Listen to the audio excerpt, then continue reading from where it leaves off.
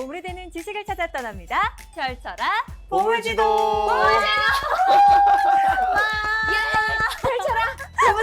보물지도. 아니 제가 기가 쏙 빨렸습니다. 아니 이게 누구야? 네, 뉴페이스지만 익숙한 그분 허민님께서 와 오늘 보물지도를 찾아주셨습니다. 어쩐 일이세요? 네, 뭐 제가 내조를 하기 위해서 왔다고 말했으면 좋았을 텐데 그건 아니고요. 네. 오늘 또 보물지도에서 보물, 이제 보석 같은 어떤 내용들을 좀 캐가기 위해서 찾아왔습니다. 제 소개를 좀 드려야 될 것 같아요. 네, 그렇죠? 좋습니다. 네, 안녕하세요. 저는 KBS 미녀 개그우먼 허민이고요. 대구에 시집 와서 지금 대구에 또 살고 있는 대구의 며느리입니다. 야, 반갑습니다. 대구 며느리 좋습니다. 사실은 오늘 정말 허민 씨가 잘 나오신 게 오늘 주제가요. 경제 관련된 주제거든요. 아무래도 제가 봤을 때는 이제 경제권을 허민 씨께서 가지고 계시지 않을까라는 추측이 드는데 제 추측이 맞나요? 거의 뭐 제가 갖고 있다고 보는 게 맞을 것 같아요. 집에 이제 돈의 흐름을 제가 알고 있고 네. 이제 관리를 한다고 왜 웃냐고? 부부싸움 하고 싶어? 집에 가서 그렇다고 하자고요. 네. 네, 그렇습니다. 일단 경제권은 네. 이제 경제 흐름을 아는 거는 이제 제가 주축에 대해서 좀 알고 있다. 네. 라고 해주셨는데 그래서 아마 오늘 선장님 모시면 더 보물이 되는 지식 많이 네. 가져가시지 않을까, 또 집안의 평화도 같이 얻을 수 있지 않을까라는 기대가 됩니다. 그럼 바로 선장님 모셔보겠습니다. 선장님 나와주세요. 와, 예, 안녕하세요.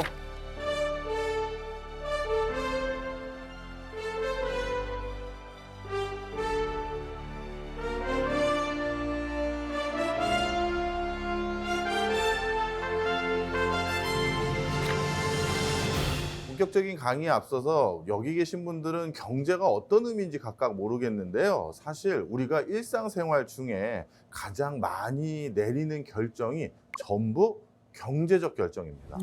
예를 들어서 오늘 아침 출근할 때 버스를 탈지 택시를 탈지 네.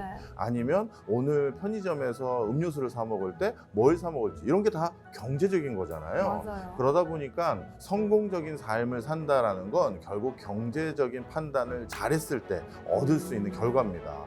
그런데 요즘 이 경제적인 판단을 하는 데 있어서 가장 중요한 대상 아마 요즘 이거가 아닐까 싶은데 요즘 가장 경제적으로 고민하는 거 뭐 있으세요?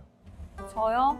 저 배달 음식이요. 배달 음식. 오. 아, 그것도 고민이 되죠. 네. 저도 뭐 돈은 기껏 냈는데 맛도 없고 그러면 기분이 네. 상하니까요. 배달비를 낼 것인가 안 낼 아, 것인가. 그것도 고민이에요. 네. 요즘은 어떻게 보면 배보다 배꼽이 더 큰 것 같아요. 배달비가 맞아. 너무 비싸져서요. 네. 근데 그거보다 좀 굵직한 경제, 뭐가 고민이십니까? 뭐가 고민이세요? 우리 남편분? 저는 사실 돈 쓰는 게 많지가 않아가지고 네. 저는 이제 골프장 갈 때만 돈을 써서 저는 약간 작은 거긴 한데 요즘 물가가 또 올랐잖아요. 네. 주부다 보니까 아무래도 이렇게 생필품이나 이런 거 살 때 조금 아. 그런 걱정도 있고 그리고 이렇게 집 관련해서 아. 어떻게 보면 아이들이 크고 하면서 이렇게 평수도 점점 넓어졌으면 좋겠고 좀 새 집, 좋은 집으로 좀 이사 갔으면 좋겠고 그런 마음이 있다 보니까 아마도 좀 그런 부분에 좀 많이 관심이 쏠려 있는 것 같아요. 맞죠. 사실 우리가 결국 살아가는 데 있어서 어딘가 집이 있어야 되잖아요. 맞아, 집. 맞아요. 바로 집은 모든 사람들의 그 빠짐없는 고민 중에 하나입니다.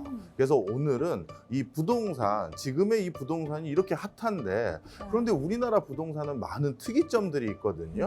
그래서 도대체 한국의 부동산은 어떻게 진화 발전해 왔는지 네. 그 변천사를 한번 쭉 훑어드리고요. 그 과정에서 아 그렇다면 앞으로 집값의 향방은 이렇게 되겠구나라는 시사점을 좀 드리고자 이렇게 합니다.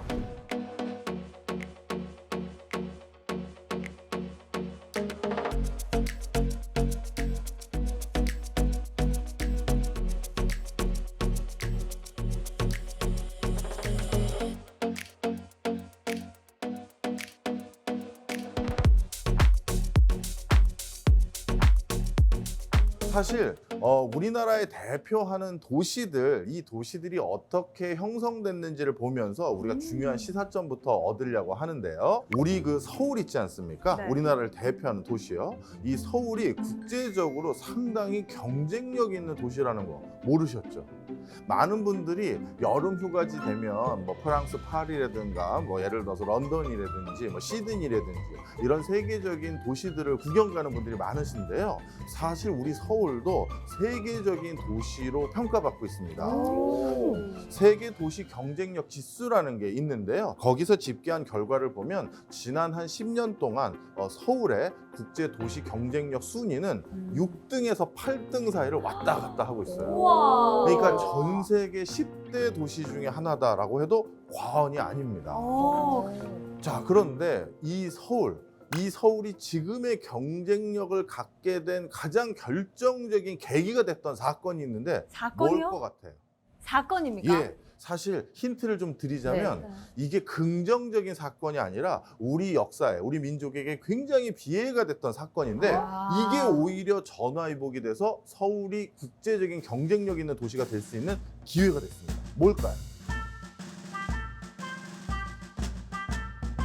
알겠다. 뭡니까? 두두두두두두두 전쟁? 정답이에요. 뭐 선물 주시나요? 200점. 선물 안 200점. 주셔. 우리 한국 전쟁, 6.25 전쟁 때문에 지금의 서울이 어찌 보면 경쟁력을 갖게 됐던 가장 큰 계기가 됐습니다.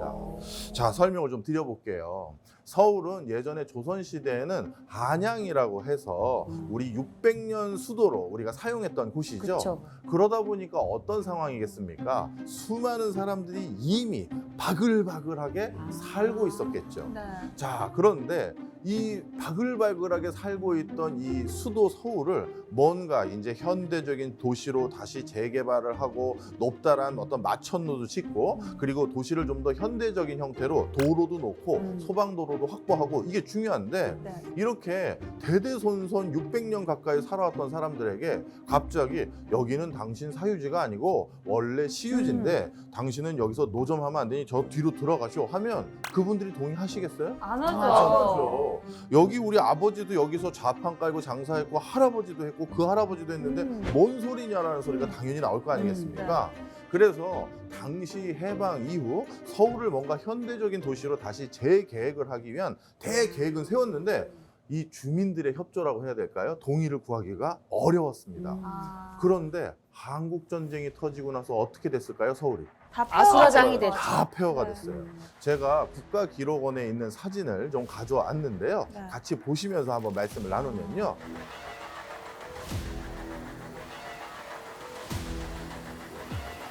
지금 저기가 어디냐 하면요. 바로 명동 앞입니다. 명동이라고요, 저기가? 예, 야. 저기가 명동이 속격을 받고 난 뒤에 네. 모습을 담은 모습인데요. 이 인근이 전부 전소돼서 아무 건물도 없을 정도까지 저렇게 폐허가 됐습니다. 자, 그런데 저렇게 폐허가 되고 나서 어떤 일이 생겼느냐? 그 당시에 내무부 장관이나 서울시장님들이 저 부산까지 피난 갔다가 네. 먼저 올라와 봤겠죠. 북한군이 저 위로 올라가고 나서 다시 서울을 재건해야 되는데 아니면 서울이 어떤 상황인지 보러 왔는데요. 그 보러 왔더니 세상이 서울이 저렇게 돼버린 거예요. 그래서 어떻게 했느냐? 저기 부산에 있는 이승만 대통령한테 무전을 칩니다. 아, 대통령 각하, 지금 서울에 왔더니 모두가 전소되고 없어져서 이런 상황이 돼버렸습니다. 어찌 보면 지금 우리가 도시계획 원래 수립했던 것을 지금 할 수 있는 절호의 찬스가 됐습니다. 라는 의견을 제시한 거예요. 위기를 기회로 삼자. 맞아요. 네. 그랬더니만 당시 이런 논조에 동참하는 많은 정치가들이나 아니면 행정가들이 많았고요. 그래서 피난 갔던 사람들이 돌아오기 전에 네. 적지 않은 구획들은 우리가 도시를 어떻게 계획할지를 수립해 보자라는 그런 계획을 최종 결정하게 돼요.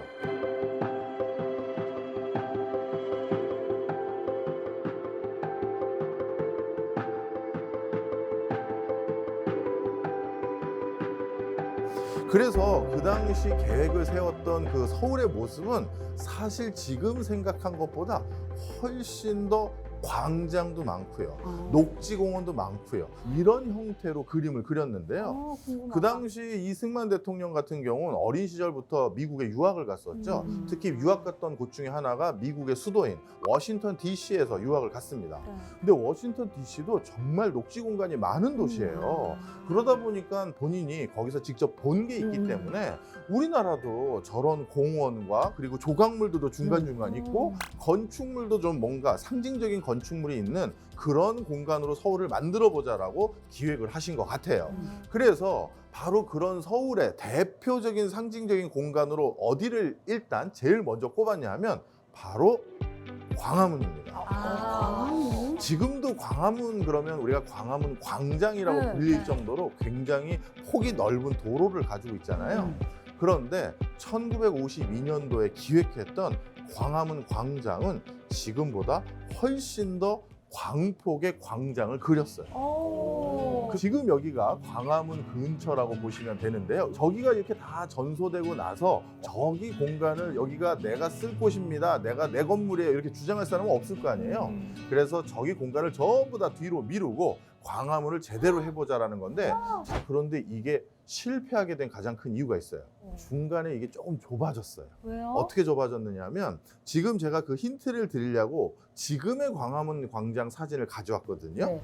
자, 양쪽에 높은 빌딩 보이시죠? 네. 그런데 저 빌딩 중에 그 오른쪽에 있는 빌딩은 이름이 혹시 보이시나요?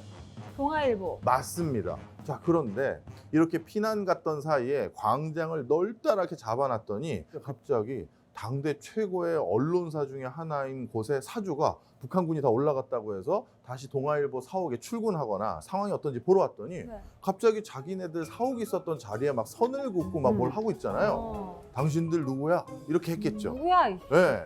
그랬더니 아 여기가 지목상 모든 그 공간이 동아일보 부지가 아니고 일부는 시유지가 있다라고 얘기를 하면서 뭔가 구획 정리를 하려고 했어요.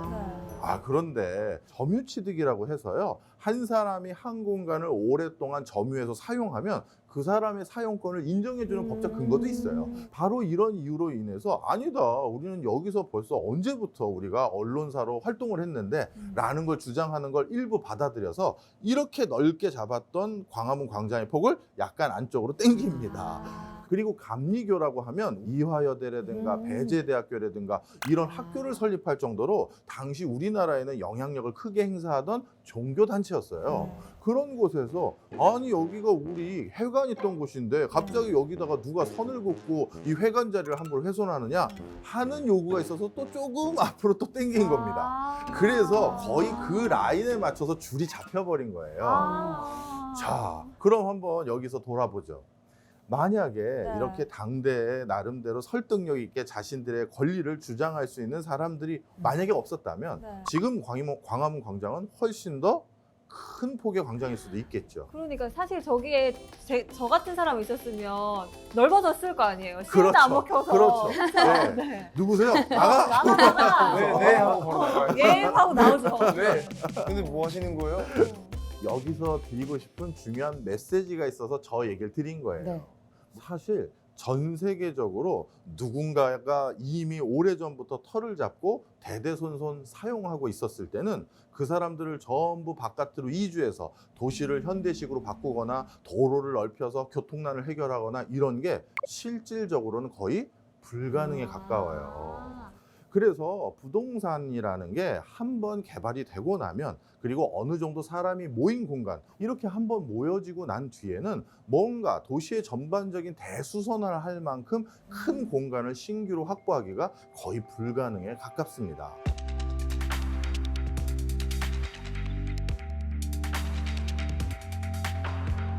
우리나라 같이 한국 전쟁을 경험한 국가들이 아니더라도 간간히 도시를 굉장히 멋지게 재건축한 나라들이 있는데요. 그 나라들의 공통점이 우리나라 한국 전쟁과 똑같이 비운의 순간이 있었기 때문에 지금의 찬란한 도시가 있는 거예요.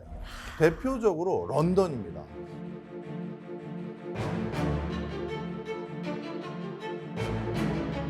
그 한 빵집 부엌에서 화재가 난 게요.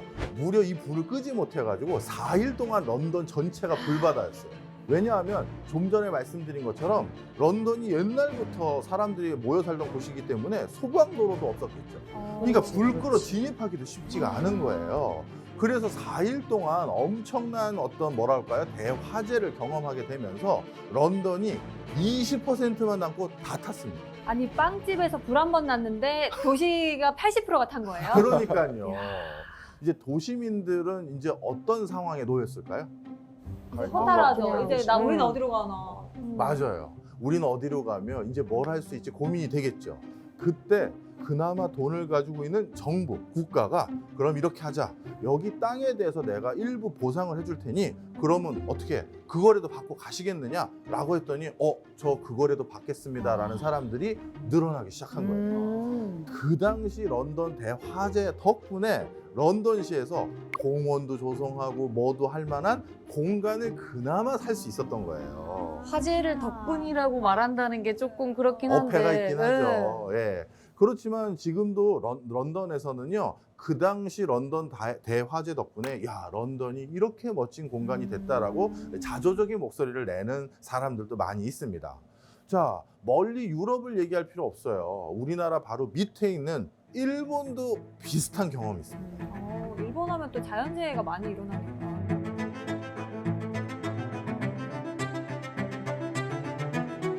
정말 어마어마한 대지진이었는데요. 이때 도쿄 중심부에 어마어마한 면적이 또 다 전소돼 버렸습니다. 그때 도쿄도요, 워낙 많은 사람들이 이촌향도 현상이라고 부르죠. 지방에서 서울로 오는 그런 움직임. 바로 이런 움직임 때문에 그 지방에 있는 사람들이 도쿄로 많이 몰려들다 보니까 도쿄가 또 사람들이 너무 넘쳐나고 바글바글해서 무계획 그 도시가 자꾸 돼버리는 거예요. 그런데 관동 대지진으로 어마어마한 주택이 전부 다 무너져 내리고 사람들이 살 수 없는 상황이 돼버리니까 일본 정부도 똑같은 방법을 선택합니다.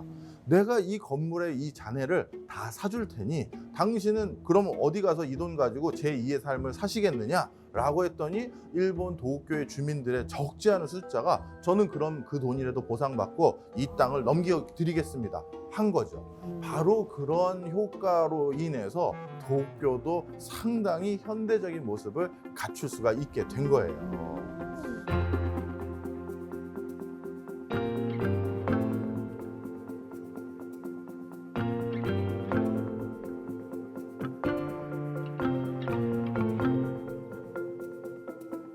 자, 그러면 여기 계신 분들에게 이렇게 한번 여쭤보고 싶어요.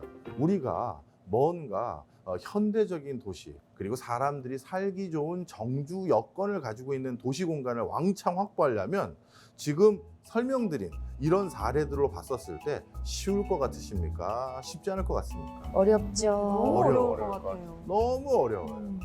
사실 이게 우리가 부동산 가격이 가장 크게 뛰고 있는 가장 결정적인 이유입니다. 무슨 얘기냐? 사람들은 살고 싶은 공간, 동네가 다 정해져 있어요. 돈에는 아무 이제 국한을 받지 않는다. 그랬을 때 두 부부님은 어디 가서 살고 싶습니까? 강남 학동 사거리 인근 청담 사거리 쪽. 오케이. 너무 마음에 들지. 벌써 투합을 하셨네요. 화이팅! 화이팅! 화이팅 해보자. 우리 경제 수업 피디님. 잘 듣고. 그만큼 사람들이 선망에 맞이하는 곳들은 사실 우리가 머릿속에 떠올리는 몇 군데가 있는 것이죠. 그러다 보니까 그 공간이라는 걸 더 늘릴 수가 없어요. 그리고 그러한 뭐 학군이 좋던지 아니면 쾌적한 어떤 쇼핑 문화가 있던지 뭐 이런 공간을 어딘가 대한민국에 또 하나 만들려면 그 근처에 엄청난 투자를 해서 정부에서, 국가에서 또는 지자체에서 어마어마한 도시 상황을 또 만들어줘야 되잖아요. 근데 그런 건 정말 쉽지가 않거든요.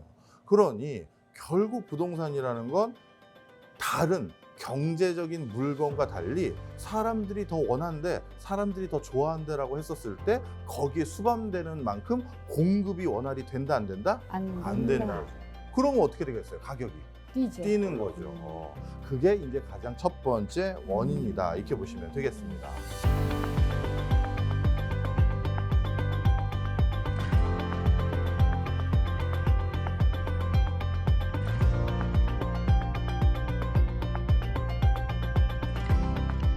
그다음 두 번째입니다. 이렇게 옛날 집들이 많았던 그런 공간을 우리가 흔히 말해서 재건축, 재개발을 통해서 멋진 공간으로 바꾸면 되잖아요. 그런 것들이 우리가 지금까지 부동산에서 가장 뜨거운 감자였는데 그 재건축, 재개발은 우리나라에서 언제 누구로 인해서 제일 먼저 시작됐습니까? 이런 질문을 또 제가 제일 많이 받거든요. 재건축, 재개발 이거를 우리나라에 이렇게 붐이 일도록 유도했던 결정적인 인물이 있어요. 근데 힌트를 또 드리자면 네. 굉장히 의외의 인물이다. 그리고 의외의 인물? 한국인이 아니다. 한국인이 아니다? 그게 아니다. 그거 어떻게 한국인이 맞춰요? 아니다? 한국 사람도 모르는데. 솔직하다. 솔직하십니다. 네. 자, 누구냐 하면요. 네. 바로 존슨 대통령입니다. 아, 미국 대통령. 미국 대통령이에요. 존슨 대통령이 1966년 우리나라에 방한하기로 결정을 합니다. 그 당시 존슨 대통령이 우리나라만 방한한 것이 아니라요. 아시아에 있는 7개국을 순방하고 있었었는데요. 이 국가들을 순방한 이유가 뭐였을까요? 월남전, 베트남 전쟁에 참전하고 있는 국가들입니다. 그래서 우리 베트남 전쟁에 지속적으로 도와주십시오라는 걸 설득하고 동의를 구하기 위해서 많은 아시아 국가들을 이렇게 순방하고 있었는데요. 우리나라에 미국 대통령이 방문한 게 이 당시가 거의 십수년 만에 처음입니다. 지금도 사실 미국 대통령이라고 하면 우리나라 경제, 외교, 안보에 지대한 영향을 미치는 사람이기 때문에 그렇죠. 이거는 나름대로 그래도 좀 손님 대접을 잘 해드리는 게 좋잖아요. 그럼요. 자, 그래서 1966년 존슨 대통령이 이제 김포공항에 내려서 이제 시청까지 오게 되는데요. 그때 우리나라에서 얼마나 큰 준비를 했었는지를 보면 야, 이게 믿어지지가 않는데요. 딱 보면 지금 어마어마한 인파에 와, 둘러싸여서 어머나 세상에. 앞으로 가지도 못하고 뒤로 빼지도 못하는 수준이죠. 그 당시 이게 이제 시청에서 그 당시 뭐랄까 존슨 대통령 환영식을 했던 장면입니다. 엄청난 인파죠. 사실 저 정도면 미국 대통령 온지 모르고 그냥 간다 우와 하고 가는 분들도 많으셨을 것 같아요. 나오십시오. 국민 여러분. 지금 저는 지금 한거 아니에요? 진짜, 저 아닙니다. 정도면. 정부에서 공식적으로 협조를 요청했어요. 아. 그래서 그때 협조를 받았던 사람이 얼마나 되냐면요. 네. 일단 학생 100만 명 동원됐고요. 그 다음에 서울 시민이 155만 명 동원됐고요. 또 공무원이 20만 명 동원돼서 총 275만 명이 동원되는 것이 목표치였습니다. 와. 자, 이렇게 엄청난 인파를 동원해서 대대적인 준비를 했는데 여기서 또 한 가지 문제점이 생깁니다. 뭐냐 하면 존슨 대통령이 한국에 와서 이런 우레와 같은 성원 속에서 환영을 받았다라는 걸 이제 외국에 방송을 해야 되잖아요. 그래서 전 세계에 지금 우리 서울이 나가야 되잖아요. 맞아요. 그래서 어떻게 됐느냐, 존슨 대통령을 쫓아다니는 기자단들이, 그중에 일본 기자단들이 있는데 그 일본 기자단들이 여기서 촬영한 걸 빨리 공항으로 다시 실어서 2시간 떨어져 있는 도쿄로 보내서, 도쿄에는 그 당시에 위성통신 기술이 있었거든요. 거기에서 미국으로 방송을 송출했던 그런 에피소드가 있어요. 자, 그런데 이런 상황에서 그 당시 화면을 잡았던 화면의 모습을 한번 떠올려 봐 주셨으면 좋겠습니다. 이 도로에서 사람들 꽉 채운 인파, 여기가 당시 그 시청 근처인데요. 저기 단상을 만들고 이제 존슨 대통령이 저기 올라가서 이제 환영 인사를 하는 그런 모습을 그리면, 우리 뭐 아나운서님 아시잖아요. 그러면 이 존슨 대통령만 클로즈업으로 잡는 게 아니라 카메라를 어떻게 해야 될까요? 관중들도 한번 쫙 보여주고. 그렇죠. 관중들 얼마나 많이 왔는지, 네. 또 주변에는 어떤 풍광이 있는지 쭉 보여줘야 되잖아요. 그런데 주변으로 이렇게 카메라를 싹 돌리는 순간 난리가 났어요. 어찌 보면 시청이라고 하면 그 나라에서 가장 번화한 곳이잖아요. 그 번화한 곳 바로 맞은편에 장면을 잡았는데 저기 뭐 한 5층짜리 건물이라도 있어 보입니까? 없어요. 없어요. 없어요. 그런 참혹한 장면들이 바로 존슨 대통령 방한 동안 쭉 전 세계에 이렇게 공개가 되니까 난리가 났죠. 너무 저희의 민낯을 다 보여주는 그런. 너무 기분. 후진국이라는 게 드러난 그런 방송이었을 것 같아요. 특히 그 당시 TV에 모두 모여서 친구까지 불러서 다 같이 TV를 시청하고 있었던 사람들이 누굴까요? 미국에 있는 한국 교민들이죠. 왜냐하면 일제강점기 때 너무 먹고 살기가 힘들어서 하와이나 LA나 뉴욕이나 시카고로 다 어떻게 보면 망명 아닌 망명을 간 분들이잖아요. 그런 분들이 내 고향, 내 고국이 어떻게 진화 발전했는지 보러 오기가 쉽지 않았겠죠. 그때 너무 많은 돈이 드니까요. 그래서 우리 고국은 어떻게 돼가고 있나 궁금한데 세상에 몇십 년 만에 고국의 모습을 생생하게 볼 수 있는 장면이잖아요. 네. 그 장면이 너무나도 암울했던 거예요. 그래서 어떻게 됐느냐? 2, 3년 지난 뒤에 LA 교민회, 뉴욕 교민회, 시카고 교민회에서 전체 사인을 해가지고 당시 청와대에 탄원서를 제출합니다. 탄원서 내용이 어땠는데요? 우리나라를 대표하는 공간 중에 하나가 시청일 것이고 그렇다면 시청 근처만이라도 깨끗하고 정말 도시, 수도의 도시답게 조금 바꿔주십시오라는 이런 탄원서가 당시 청와대로 들어온 거예요. 이것이 우리나라에서 재건축, 재개발을 급속도로 서두르게 된 결정적인 계기가 되는 거예요.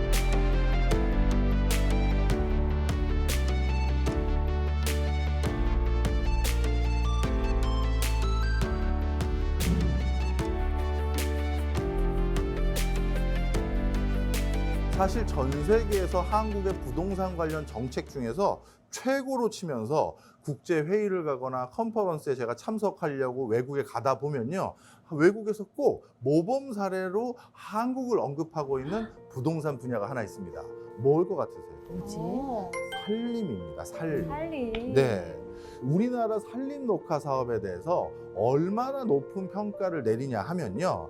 UNFAO, 그러니까 세계 식량 기구라고 할 수 있는 곳인데요. 1차 세계대전, 2차 세계대전이 끝나고 난 뒤에 전쟁으로 인해서 많은 국가에서 산림들이 전부 불에 타서 전소되고 황폐됐는데 이 산림을 완벽하게 복구하고 성공한 나라는 사실상 대한민국밖에 없다라는 오. 보고서를 제가 자평한 게 아니라요. 네. 세계적인 국제기구에서 한국 말고는 없어요라고 오. 보고서가 나왔어요. 자랑스럽다. 정말. 네, 아니, 멋지다. 아니 어떻게 산림 개발을 했길래 이렇게 음. 세계적인 칭찬을 받는 거예요? 네, 이것도 정말 우리 선조들이라고 해야 될까요? 선배들이라고 해야 될까요? 이분들의 성과가 정말 놀라운 수준인데요. 그 당시 우리나라가 얼마나 산림이 황폐해졌는지 볼 수 있는 곳인데요. 지금 화면에 저 갓 쓰고 있는 분들 계시죠? 네. 저분들이 있는 저 공간이 서울 서대문구 무학재입니다. 그 무학재면 그 뒤에 인왕산이나 이런 산들이 보이는데 그 산이 지금 어떻게 돼 있나요? 밖에 없는 민둥산. 거. 맞아요. 민둥산이에요. 저 소 위에 지금 싣고 있는 물건이 뭔지 보이세요? 나무네. 나무. 네. 맞아요. 바로 땔감이에요. 저 때만 하더라도 모든 산은 국가 소유였습니다. 그런데 국가가 산이 내 거다라고 해서 각 산마다 뭐 입구를 지키는 무슨 경비원을 두지 못했겠죠. 그런데 이제 한겨울이 다가오면 온 가족이 따뜻하게 겨울나기 위해서는 뭔가 땔감이 필요한데 그 당시 석탄이 어디 있어요. 맞아요. 그러니 나무하러 산에 가서 탈만한 것들은 전부 가지고 와서 이렇게 전부 거래했던 장면이 바로 저깁니다. 그 당시 얼마나 민둥산이 많아질 수밖에 없었던지 또 한 가지 이유가 있는데요. 일제강점기 때는 만주에 만주국이라는 괴뢰국을 건설하고 거기에 현대적인 도시를 건설하기 위해서 일제강점기에 많은 일본인들이 거기에 차출됐거든요. 그런데 현대적인 도시를 건설하기 위해서는 또 뭐가 필요한다? 나무가 필요하죠. 그러다 보니까 굵직한 나무, 큰 나무들은 전부 또 우리 조선에 있는 대한민국에 있는 나무를 베다가 이 건설 현장 만주에 보내고 또 나중에는 군사 목적으로 사용하느냐고 벌목을 엄청나게 했어요. 민둥산이 될 수밖에 없었겠네요. 자, 그런데 그 다음부터 이제 문제가 생겼어요. 네. 해방이 되고 나서 다시 또 우리나라가 견실한 국가로 발돋움하려고 했는데 그때나 지금이나 역시 우리 여름에는 제일 걱정하는 게 뭡니까? 더위. 더위도 있지만 또 물난리죠. 맞아. 우리나라는 집중호우가 계속 오는 대표적인 나라잖아요. 맞아요. 그러다 보니까 그 당시에도 또 집중호우 피해가 적지 않았어요. 나무가 없는 산에 그래. 비가 왕창 오면 산은 어떻게 된다? 산사태가 산사태가 일어나죠. 산사태가 나죠. 네. 산사태가 나는 거예요. 그러다 보니까 뭔가 농사 짓고 집 올리고 살만한 곳을 만들어 놓으면 한여름에 비가 와서 싹 쓸려 나가고 아이고. 다시 또 그 다음 해까지 그것도 해놓으면 또 다시 또 싹 흘려 나가고 그러다 보니 이거 저 민둥산을 그대로 놔뒀다가는 도저히 우리가 뭔가 발전이라는 걸 할 수 없겠다라는 생각을 갖게 됐는데요.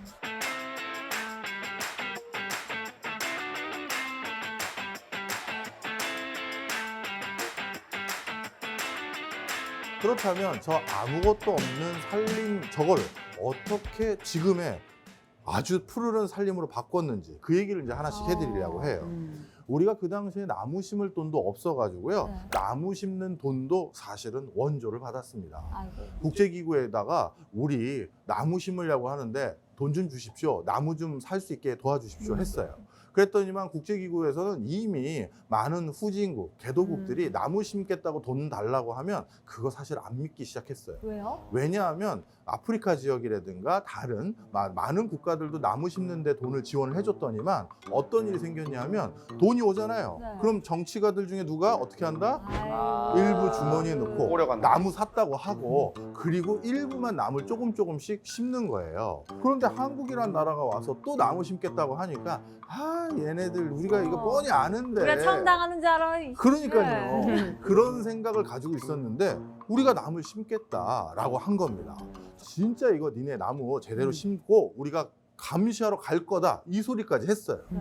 그리고 나서 어떻게 했느냐? 묘목을 심으면 그게 딱 자리를 잡고 딱 제대로 성장하는 비율을 활착률이라고 부릅니다. 100개를 심었는데 그중에 몇 개가 살아남았는지 그 비율이라고 보시면 되는데요. 우리나라에서 특이한 일이 생겼어요. 이 활착률이라고 하는 것이 100%가 거의 넘었어요. 그럴 수가 있습니까? 특이하죠? 네. 자, 설명을 드리겠습니다. 이 당시에 얼마나 이거를 우리가 정교하게 나무 심기 위한 법과 제도를 만들었는지를 보면 놀라우실 텐데요. 나무가 심었는데 그 활착률이 좋은 동네의 공무원들은 특진을 시키고 포상금을 주기로 한 거예요. 야, 잘했다. 진짜. 자, 그런데 여기서 끝이 아닙니다. 특진을 시키고 포상금을 주겠다 하더라도 다른 나라에서 이거 안 했겠어요? 했죠. 네. 그런데도 다른 나라는 산림녹화 사업에 성공을 못했죠. 왜 그랬을까요? 열정. 날씨나 이런 것들이 이렇게 땅이나 뭐 날씨나 이런 것들이 근데 그래서 심어야 되니까. 아닙니다. 자, 아유 왜 이렇게 순수하세요? 저희 왜 순수해요. 그러냐면 예를 들어서 제가 어느 군의 산림 담당 공무원입니다. 네. 작은 군 단위에서 살고 있는 사람들은 한두 달이 건너면 다 뭐예요? 아, 일가 친척. 친척이죠. 다 아는 사람이에요. 사돈에 팔촌에 당숙에 고모에. 그런데 아니 형님 산에 가서 나무 좀 심으라니까 왜 맨날 그냥 내려오시는 거예요? 야 오늘은 빠이 빼줘. 그랬는데 형님을 갑자기 정부에 고발하고 나무 안 싣고 왔다고 아니 뭐 사촌형을 얘기하고 할 수 있어요? 없죠. 없죠. 바로 외국도 이렇게 후진국들, 개도국들 같은 경우는 농업을 기반으로 한 국가들이 많다 보니까 집성촌이라고 하죠. 맞아. 끼리끼리 살고 있는데 어떻게 내 일가 친척을 고발하고 고소하고 나름대로 평가해서 나쁜 점수를 주겠습니까? 그런데 우리나라에서는 어떻게 했다? 네. 이 단어가 우리나라에만 있는 단어인데요. 네. 교차 건목 제도. 아, 뭐. 크로스 체크 했구나. 그렇죠. 네. 서로가 서로를 아. 체크해줬구나. 건목 제도라는 건 나무를 검사한다라는 거예요. 그런데 나무를 검사하는데 교차 검사한다는 건 어떻게 검사했다? 예를 들어서 청주에 나무 심은 사람들을 검사할 때는 대구 인근에 있는 뭐 예를 들어서 봉화라든가 이런 데서 글로 가는 거예요. 경상도와 전라도를 이렇게 탁 맞습니다. 교차해가지고. 그런 사례도 있어요. 그럼 경북과 진짜 경남을 경쟁 바꾸기도 심리. 하고. 네. 그렇게 해서 저쪽 지역에 활착률이 떨어지는 공무원이 많아야 전체 승진 대상자 숫자는 정해져 있으니 눈을 빨갛게 튀고 우리 고장에서 잘한다. 승진 대상자가 더 많이 나오게 만들려고 나무가 잘 심어져 있는지 나무 멀쩡한 나무 막 이렇게 들어보기도 하고 이거 이상한데? 막 이렇게 하면서 검정을 엄청 꼼꼼하게 한 거예요. 사실 우리가 나무를 1000그루를 주잖아요. 그럼 1000그루를 심으라고 1000그루를 줄 때는 사실 1000그루만 주는 게 아니에요. 한 1100그루, 1200그루를 주는데 그 이유가 뭐겠어요? 죽으니까. 그렇죠. 네. 움직이고 배송할 때 뿌리 상하고 뭐 가지 상하면 그거 버리고 그러고 이제 1000그루 정도 심을 수 네. 있으니까. 그런데 이 교차 건목 제도를 하고 그 다음에 이걸로 특진을 시키고 포상금을 엄청나게 준다니까 어떻게 했느냐?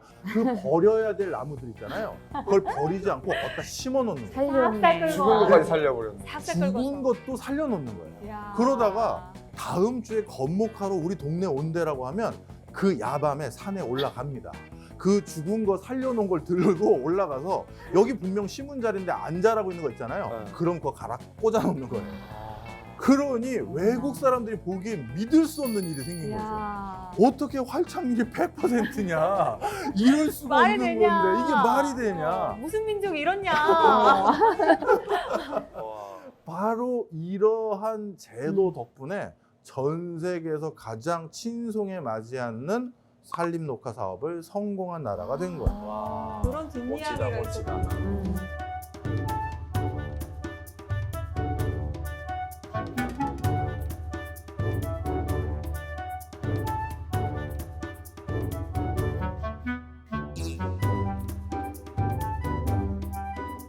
당시 저렇게 어렵게 산에 나무를 심으면 이 나무를 훼손할 수밖에 없는 안타까운 분들이 꼭 계셨어요. 아, 누구였을까요? 화전민 분들. 맞아요. 화전민들. 어떡해 그럼. 저게 그 당시 화전민 숙소입니다. 음. 이 도시에서는 아니면 이 밑에 내려와서는 자기가 밭을 일굴 땅 한마디기도 없는 사람들이 많다 보니까 그냥 산속에서 화전으로서 생계를 꾸리던 사람들이 많았어요. 그래서 이걸 계속해서 지켜볼 수만 없어가지고 화전민을 또 어떻게 보면 어떻게든 정착하도록 유도하기 위한 정책을 또 수립했는데요. 이게 또 전 세계에서 또 대박인 그런 정책입니다. 뭐지? 너무 재밌다 오늘. 정말. 많은 나라에서 화전민을 정착시키려고 화전민을 산에서 끌어내려 와서 여기 억지로 딱 이렇게 정착시켜 보잖아요. 그러면 또 조금 있으면 다시 도망가요. 다시 올라가. 왜? 여기서 먹고 살기가 힘드니까. 자, 근데 우리나라에서는 어떻게 했느냐? 자, 지금 저기 딱 보시면 공무원이 이제 화전민 이주 정책하면서 서류상에 있는 화전민 끌고 내려오는 거죠. 그런데 화전민이 도망갈까봐 누구 손을 꼭 붙잡고 있다? 애기 아이 손 붙잡고 내려오고 있어요. 아, 좀 잔인한 거 아닐까요? 왜냐하면 애 놓고 갈 수는 없잖아요. 그래서 산에 내려오는 그 밑에까지, 산 밑에까지 내려올 때까지 애 손 붙잡고 꼭 내려옵니다. 아하. 그러면 제가 말씀드리고 싶은 게 아이 손 붙잡고 내려왔기 때문에 화전민이 다 정착됐다 그게 아니고요. 네.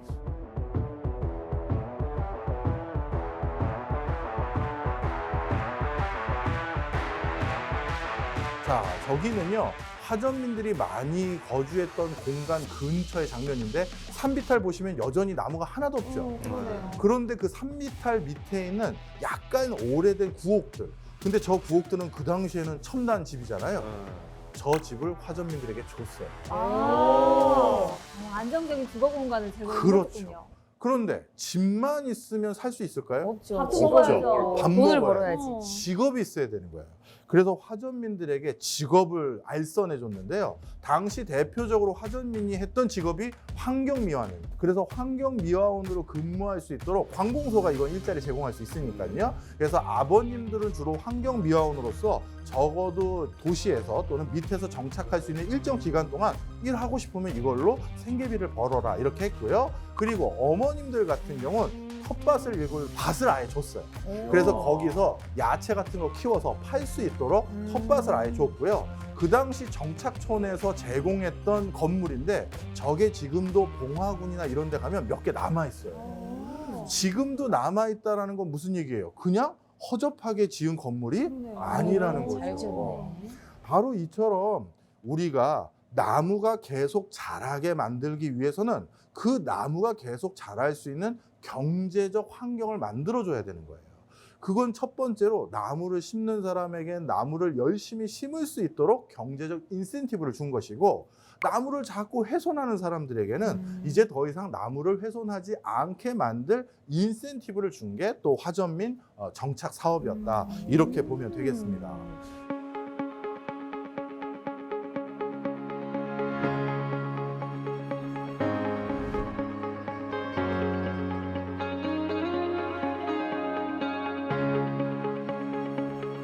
자, 이렇게 네. 우리나라의 주거 공간이라든가 아니면 우리나라의 살림이라든가 이런 것들이 지금 뭐 여러 문제들도 있어요. 그리고 해결해야 될 난제들도 많고요. 하지만 정말 아무것도 없는 나라에서 여기까지 오는 데는 많은 또 고민과 노력들 그리고 누군가의 헌신들이 있었기 때문에 여기를 왔는데요. 그런데 이제는 우리가 이제 정반대의 다른 고민들을 해야 될 시점입니다. 뭐냐면요. 재작년부터 한 3, 4년 동안 우리나라 부동산 시장을 설명하는 가장 중요한 키워드들이 몇 개 있었어요. 뭐 있을까요? 제가 하나 되면 네. 벼락거지. 또 뭐 있을까요? 벼락거지. 뭐가 있을까?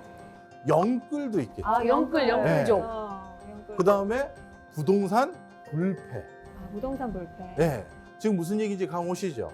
부동산은 무조건 올라. 부동산은 맞아. 항상 뭐 절대 날 배신하지 않아. 이런 맞아. 믿음들이지 않습니까? 이런 믿음들 때문에 무리해서 대출 껴서 집 산 분들 중에서 요즘 조금 힘들어 하시는 분도 계시고 맞아요. 이런 여러 가지 불상사가 많은 게 요즘의 사실이에요. 자, 그런데 앞으로 몇 년 이상 더 걸릴지도 몰라요. 우리나라 부동산 시장에서 전혀 다른 키워드가 가장 뜨거운 감자, 가장 큰 사회 문제로 부각될 건데요. 그 단어 맞추신 분은 서울에 놀러 오시면 집을 사주나요? 서울 집을 자주 살 가는데 수는 없어요. 주 3회 집을 서울 살 가고 수는 있는데 없어. 지금. 합동 맞, 사거리. 맞춰야겠다. 제가 맛있는 저녁을 모시겠습니다. 빈집? 빈집 문제? 정답입니다.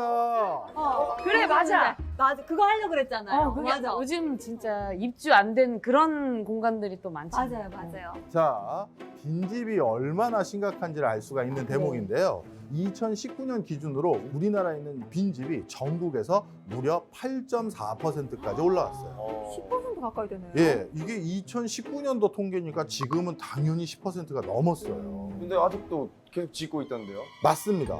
그게 또 중요한 얘기예요. 이제 광역시도 빈집 비율이 10%에 육박한 상황이 됐어요. 보시면요. 자, 지금 전국의 시도별 빈집 비율인데요.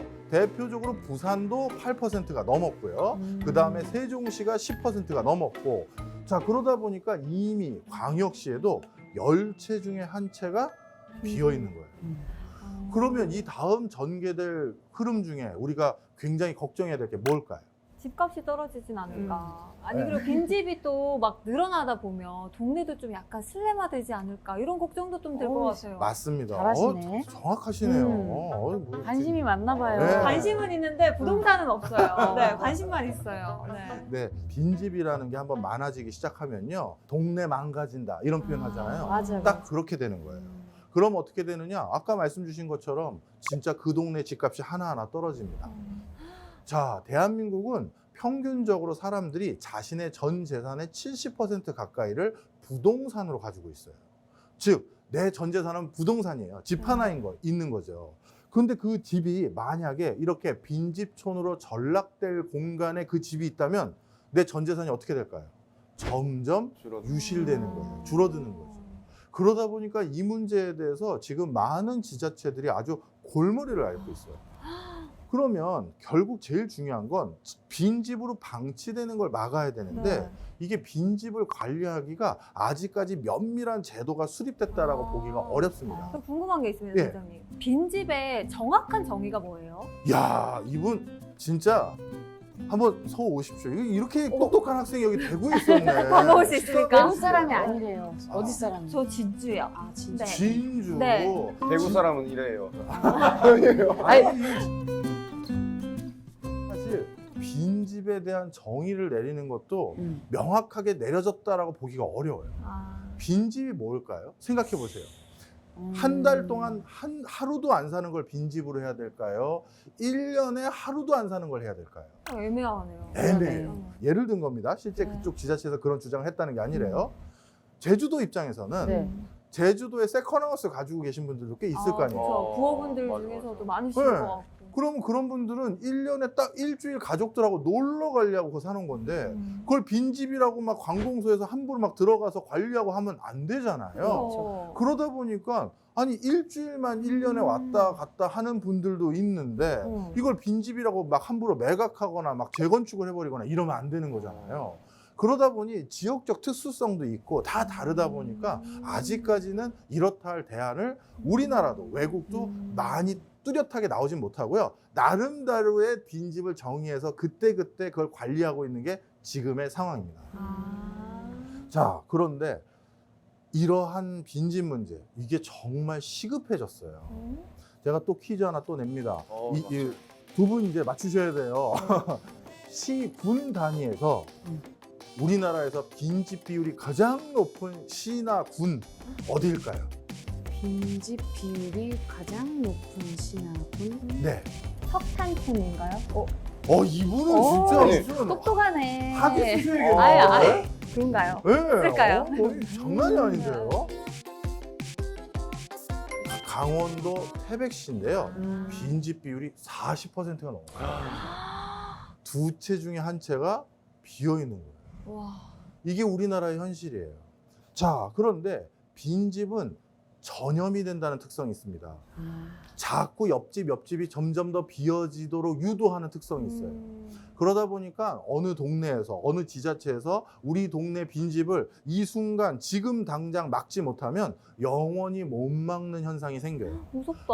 이게 바로 지금 2023년 그리고 2024년에 우리나라 대한민국에서 가장 시급하게 고민해야 될 키워드다. 바로 그 이유입니다. 네.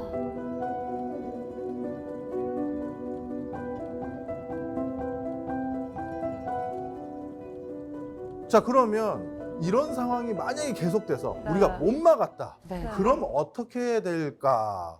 이거를 알 수 있는 나라가 있습니다. 또 맞추실 것 같아요. 어딜까요? 저기 자기가 한번 맞춰봐. 나라. 바로 일본? 맞습니다. 여기서 바로. 여기서 맞 일본은 전 세계에서 가장 먼저 초고령 사회에 돌입했던 국가들 중에 하나인데요. 그러다 보니까 지역 소멸이 엄청나게 전개가 됐어요. 그래서 어느 정도 수준이냐면 제가 기사 몇 개 가져왔는데요. 저출산 때문에 일본의 탈주범이 탈옥을 했는데 빈집이 많은 곳에 숨어들어서 일주일간 못 찾고 있다는 겁니다. 무슨 소리냐? 맞아요. 그 동네에 있는 몇천 채가 다 빈 거예요. 그 다음에 이게 더 충격적이실 거예요. 일본의 유명 관광지의 별장이 단돈 우리 돈 10원의 매물로 나옵니다. 법정 화폐로 가장 낮은 화폐에 해당되는 건데요. 이렇게 1엔으로 유명 관광지 별장이 나와요. 이 별장 그러면 아유 옛날에 다 망가진 거 아닐까요? 아닙니다. 요즘 가서 살아도 아무 문제 없는 수준의 별장이 단돈 1엔에 매물로 나오는데 이것도 스토리를 간단히 설명드리면 이런 거예요. 일본 경제가 아주 잘 나갔던 1980년대 중후반 시절에 그때도 우리나라처럼 각 집들 중에서 좀 잘 사는 집들, 좀 경제력 있는 집들이 세컨 하우스를 두는 게 유행이었어요. 뭐 주말 펜션이나 주말 농장하는. 예, 맞습니다. 그런 곳들이 있었는데 그 아버님들이 이제 그 펜션을 자식들에게 물려줬겠죠. 그런데 자식들도 이제 은퇴할 나이가 돼버린 거예요.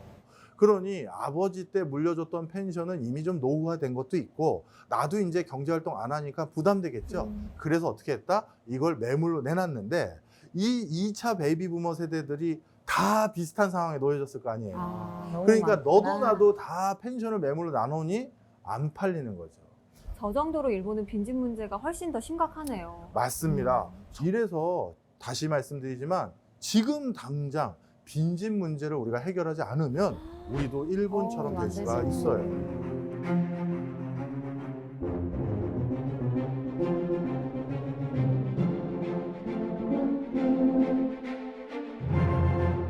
근데 선생님 저희가 쭉 들어보니까 저는 또 그런 생각이 듭니다. 사실 왜 그런 말들 많이 하잖아요.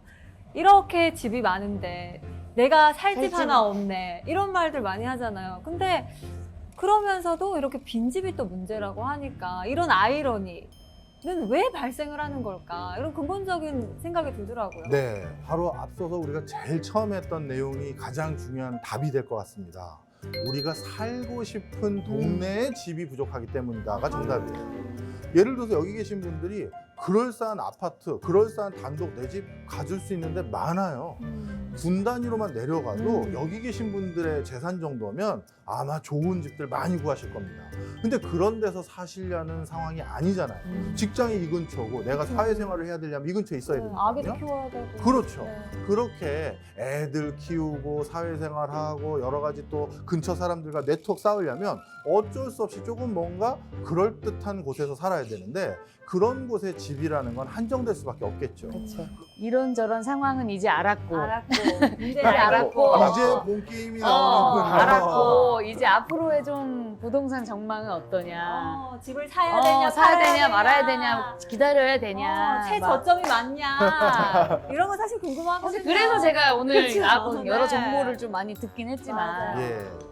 근데 제가 요즘 그 질문을 받으면 제가 그 질문을 어떻게 받아들이냐 하면요.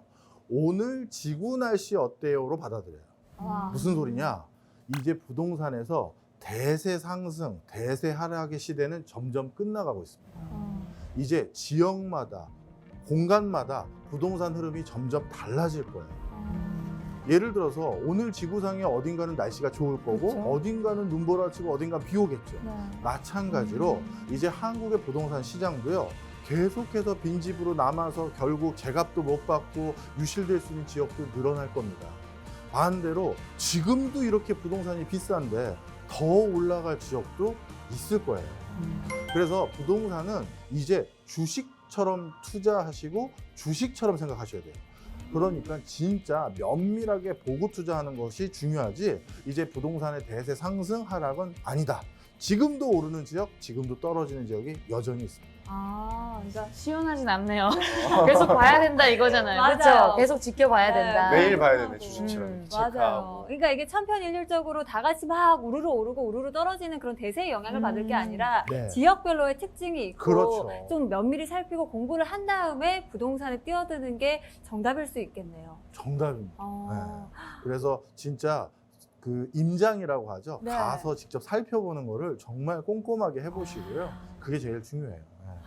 오늘 정말 우리나라의 도시계획 역사부터 해서 부동산의 문제점에 대해서도 좀 짚어보는 시간이었는데 그렇다면 우리 선장님이 오늘 강의 한마디로 딱 정의를 해주신다면요? 부동산은 우리 모두의 문제입니다. 왜냐하면 삶에 대한 공간이 바로 부동산이니까요. 그거를 우리가 그동안 잘 만들어 왔기 때문에 물론 문제도 있었지만 지금 여기까지 왔지만 앞으로는 또 다른 숙제가 있는데 그것도 우리는 잘 해결할 거라 믿습니다.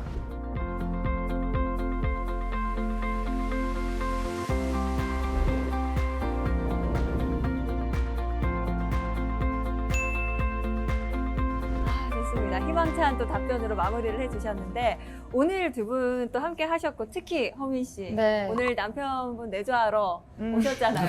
어떠셨나요? 오늘 정말 재밌었어요. 너무 한시도 약간 다른 생각할 틈이 없이 너무 쏙쏙 들어오는 강연이었고요. 오늘 와가지고 뭐 좋은 정보들 사실 이렇게 알고는 있었지만 빈집 많지. 근데 그거에 대한 추가적인 설명을 들은 적은 없거든요. 알아본 적도 사실 요즘 없고. 근데 오늘 정말 유익한 시간이었던 것 같고 부동산 시세를 당장 오늘 녹화 끝나고부터 계속해서 면밀히 네. 살펴봐야 될 것 같습니다. 오늘 저- 너무 즐거웠습니다. 네. 좋습니다. 예능 씨는 오늘 또 옆에 모시고 같이 쭉 강의를 들었는데 어떠셨어요? 솔직히. 네, 저도 사실 경제라고 하면은 그 들어가면 이제 경제란 있고 스포츠가 있잖아요. 그렇죠. 경제는 항상 그냥 지나치는 곳이었어요. 스킵. 스포츠 전에 있는 네, 난일 뿐. 그라는 그냥 바로 스킵이었는데 생각보다 조금 알아가면 재밌을 것 같은 그런 느낌은 있어가지고 한 번씩 들어가 보면 좋을 것 같다라는 생각을 했어요. 네. 좋습니다. 오늘 우리 셋 다 좀 얻어가는 게 많은 시간이었지 맞아요. 않나라는 생각이 듭니다. 저희가 또 다음 시간에는 선장님과 또 다른 지식하게를 펼칠 텐데요. 기대해 주시고요. 또 여기서 인사드리도록 하겠습니다. 다음 주에도 찾아라 보물지도!